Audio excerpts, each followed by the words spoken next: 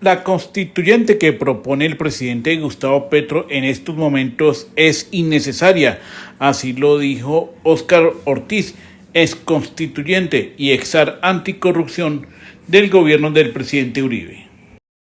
Yo creo que hay que establecer un contraste para formarse un propio concepto. Hay varios en este caso. La Constitución de 1991 tuvo una iniciativa auténticamente ciudadana del constituyente primario. En cambio, esta iniciativa no es del constituyente primario de la ciudadanía, sino del presidente, es decir, del poder constituido. Otro contraste grande es el que la Constitución del 91 se hizo para unir. Veníamos de constituciones del siglo XIX que habían sido expedidas después de una victoria militar o política, donde el grupo vencedor, militar o político, consagraba en una constitución su visión de sociedad y de Estado.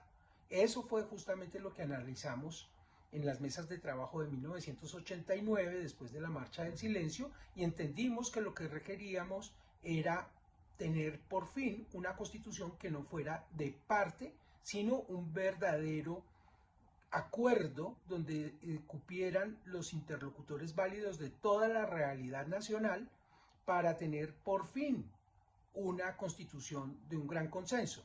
Entonces la del 91 fue para unir, mientras que la de Petro es para fracturar la sociedad y para tapar que la corrupción, tanto de origen por la violación de topes en su campaña, que acaba de ser ya finalmente decretada por el Consejo Nacional Electoral en la resolución 11.008, donde incluso envía a la Fiscalía General una información por los posibles delitos que cometió el gerente de la campaña, hoy presidente de Ecopetrol, Ricardo Roa.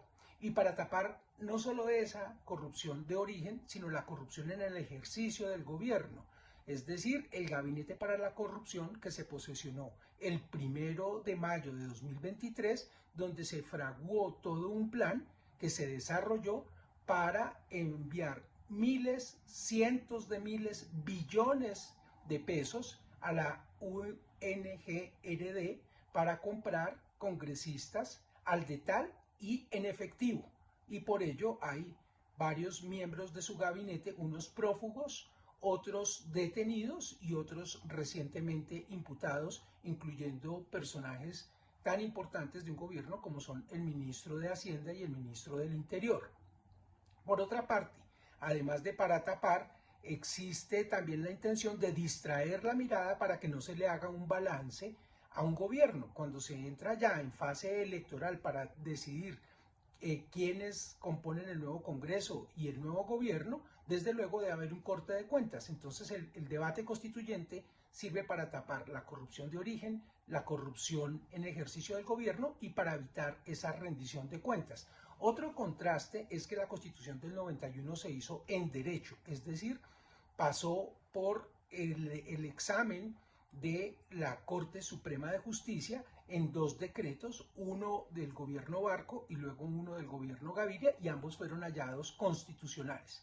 Un cuarto factor de diferencia es que la Constitución del 91, como lo estableció el tarjetón que la convocó el 27 de mayo de 1990, era para fortalecer la democracia participativa, para hacer un cambio cualitativo. En cambio, la de Petro, es para debilitar la democracia. ¿Por qué se puede hacer esta afirmación? Porque constantemente lo que invocan es que hay un bloqueo. El bloqueo al que ellos se refieren es ni más ni menos que la división de poderes, los frenos y contrapesos. Entonces lo que quieren es concentrar el poder y eso es debilitar la democracia, para que sencillamente la voluntad del presidente tenga que ser preponderante y que no haya lugares a debates y consensos en el Congreso, y por eso acá él habla solamente de un mandato, pero desconoce que el Congreso tuvo un mandato distinto al del propio presidente y por eso no hizo consensos y se dedicó a romperlo para tratar de comprarlo, fracturando la voluntad y para que los congresistas traicionaran la voluntad de sus electores. Otro aspecto de contraste es que la Constitución vigente, la del 91, hace que haya más democracia incluso dentro del propio Estado.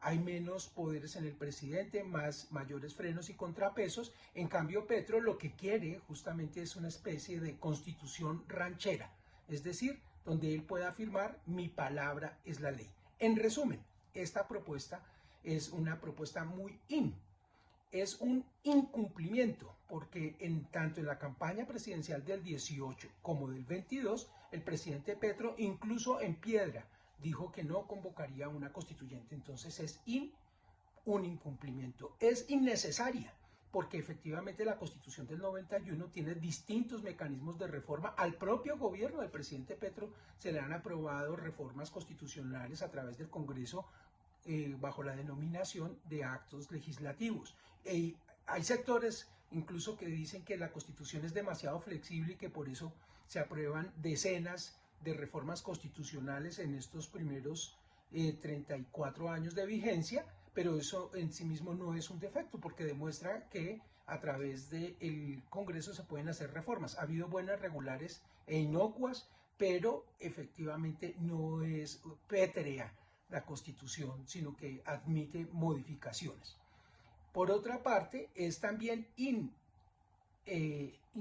innecesaria, porque hay otros mecanismos y esos también están funcionando.